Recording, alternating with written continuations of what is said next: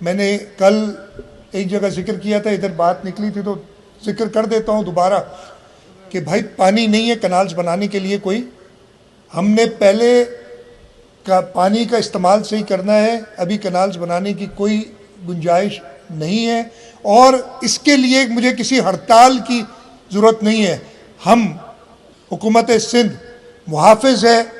آپ ہمارے سندھ کے لوگوں کے، جو انہوں نے ہمیں ایک مینڈیٹ دیا ہے، ہم اس کے محافظ ہیں، اور انشاءاللہ تعالی ہم نے جیسے شہید محترمہ بے نظیر بھٹو نے کالا باغ ڈیم، وہ اپوزیشن میں تھی، جب دیکھا انہوں نے کہ حکومت، شاید سندھ حکومت بھی اس وقت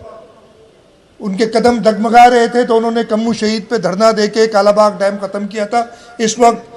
صدر آصف علی زرداری موجود ہیں، حکومت سندھ پاکستان پیپلز پارٹی کی صورت میں موجود ہے، اور انشاءاللہ تعالی کوئی ایسا منصوبہ جس کا سندھ کے کسی بھی حق پہ ڈاکہ ہوگا اس کو ہم منظور نہیں ہونے دیں گے، اور وہ نہیں ہوگا۔